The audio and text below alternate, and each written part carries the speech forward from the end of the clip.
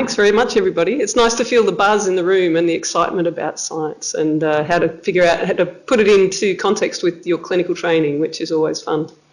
So thank you for the opportunity. I'm really excited to be here. I think I remember being in your seat, I would say not that long ago, but it is actually quite a long time ago now.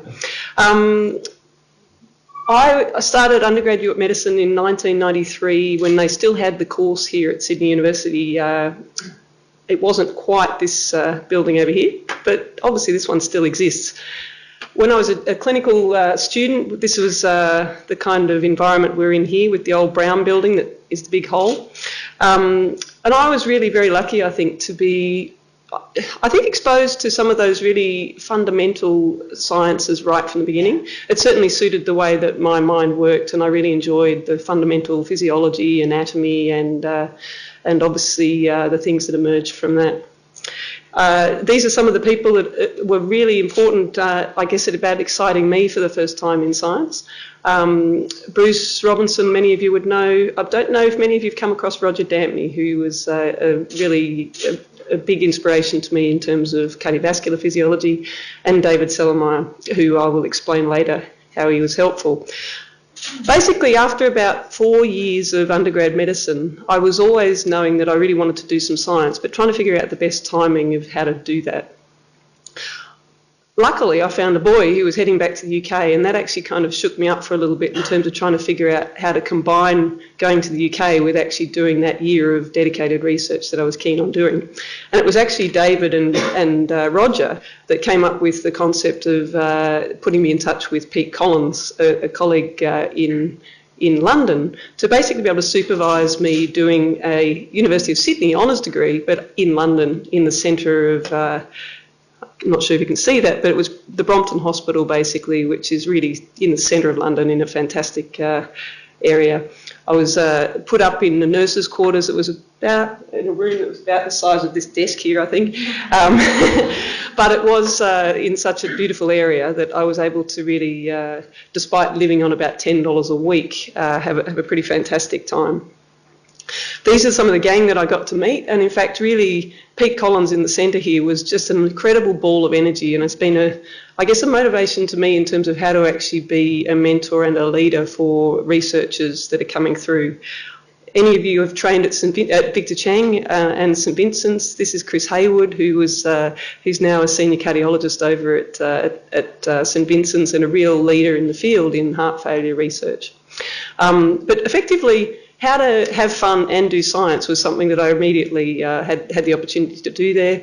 I was doing some work with some organ bath work where we were looking at initially rabbit coronary arteries, but also had the opportunity to be taking coronary arteries from the explanted hearts that Magdi Yaqub was actually doing heart transplants across the road from. So I was carrying a page, a kind of 22-year-old medical student, going in the middle of the night and actually kind of receiving this lump of a human heart and actually explanting the coronary arteries, stringing them up and actually doing some really fundamental physiology and exploring new mechanisms, actually of how estrogen works in the vasculature. I returned to finish medicine, and at this point actually was lucky enough to meet two of these fantastic women who are clinician researchers here, and Carol we're going to hear from later. And I think trying to figure out from that point how I was going to continue my interest in science was really important to me. This was a funny diagram that I actually found when I was moving house the other day. It was actually the original handout from a meeting that was probably similar to what you guys are up to. And it was a talk that was being given by Bruce. Leave school, finish medicine. I like these kind of stress, money, fun kind of business at this end. One of the bits that's not really explored here is also the enormous number of different decisions you've got to make here about your own clinical field that you're interested in. And obviously research stems right from, implementation and policy research, clinical trials, big data, but also right back to the fundamental research of drug discovery, signalling, understanding new pathways and mechanisms. So this is obviously a little bit of a simplification, and I don't think there's a perfect answer for any of this. In terms of how you combine your scientific training with your undergrad medical training or your graduate medical training, and where you actually do any of your scientific exposure at a kind of honours or master's level or a PhD, and then how do you actually reintegrate that with your clinical training. It's interesting, there's another variant of this particular diagram, but it's got copyright written all over it, so I didn't actually put it up. But it actually has your PhD, it actually had a PhD option, and it was kind of right down here. And it's actually the classic time that many people do their PhDs at this point. And I have to say, I would question the logic of that. I think some of the best things we do are getting out of the rat race. We were just having a conversation around that at morning tea. And one of the opportunities with research at any of the do not take, there's nothing that says you have to do your PhD here or any scientific exposure. Getting out of that type of traditional rat race is actually really important, and just getting time to think about things more broadly is fantastic. Talking of which, I think the rules basically when I finished medical school were such that you were meant to go straight to do your internship, because if you didn't immediately do your internship, you were going to lose all that magic knowledge that you had as an undergrad medical student, which I think is questionable given I'm not sure I had very much knowledge. But I took a little bit of a risk. I had, through my year in London, had come out with 3 really important papers that are actually still 3 of my most important papers that I've ever published. And that was actually a fantastic launching pad into my success in applying for a Rhodes Scholarship, and also the links to 2 of these fantastic chaps. This is the same person, believe it. It's just Keith being more philosophical and Keith being the interventional cardiologist, which I think is relevant to, I guess, a role model for me that could actually do both fantastically. And Hugh Watkins was the head of cardiovascular there and a real pioneer with some of the cardiovascular genetics work that I got exposed to.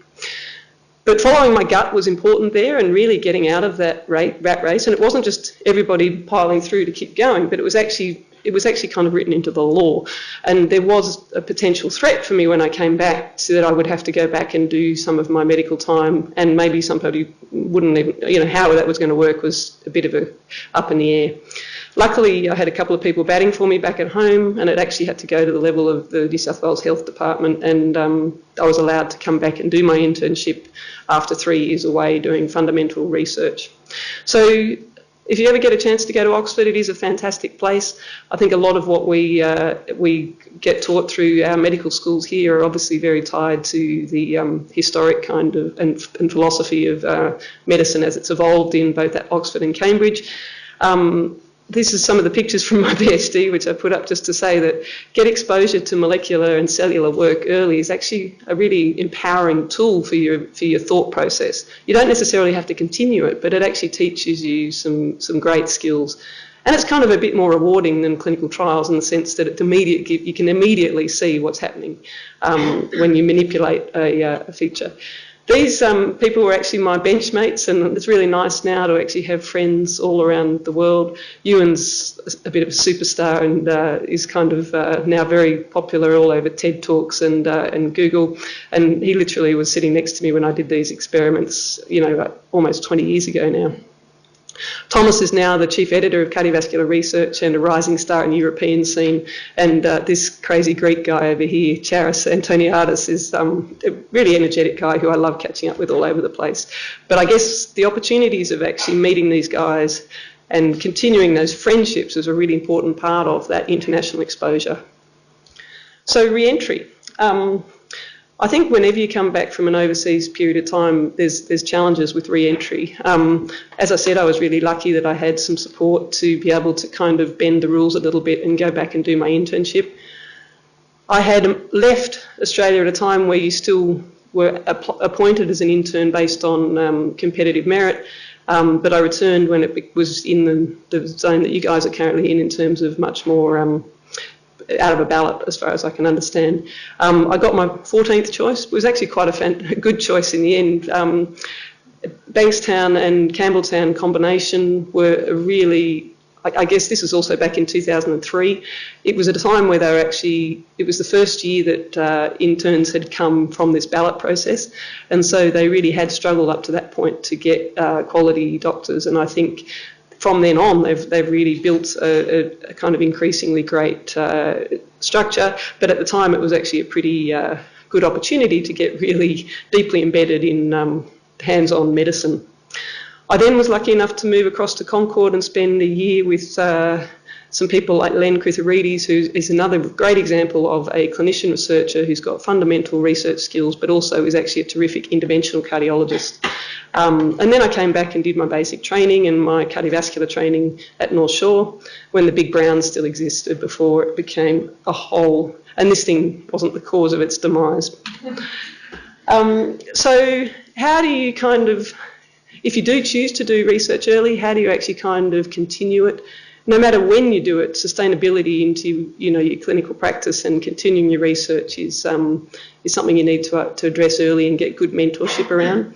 I think finding a flexible clinical environment, but also you have to create it and make it happen. I think obviously the type of research you do has an impact on how flexible that can be, but I don't think you should have a black and white view about that. So what do I do now and why? So as mentioned, I'm an interventional cardiologist, and I really love the way my research has now come much closer to, my bench research actually really has a lot directly to do with the patient sitting on the cath lab table. And I'm really lucky to work in this building, which I think epitomises the kind of the goal of having local health district and hospital services with fundamentally fantastic research opportunities for preclinical and discovery research that's relevant to the patient. And I think obviously the other part of the equation is how do you figure out how to do your family business as well.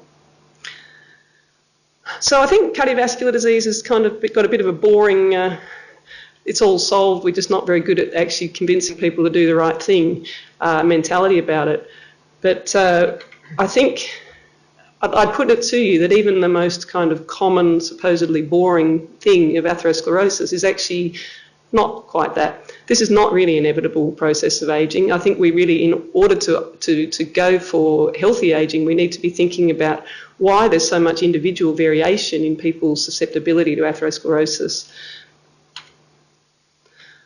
So, I mean, we've known since the 60s the main drivers of atherosclerosis in terms of at the community level, but we're not very good at understanding why some of these people might have actually smoked all their lives and actually got minimal coronary artery disease. So over in the cath lab, when people look up at me and go, why am I having a heart attack? I think often you'll look at them and go, well, you're in denial, mate. That's pretty easy to understand why you're having a heart attack. But sometimes that's actually not the case. And so this is Scott, who's in his early 40s when he had a heart attack last year. He was a Victor Chang, or still is a Victor Chang scientist, and luckily we kept him alive because when he came in, he was in ventricular fibrillation, so obviously no cardiac output, and he had an acute occlusion of an atherosclerotic LAD.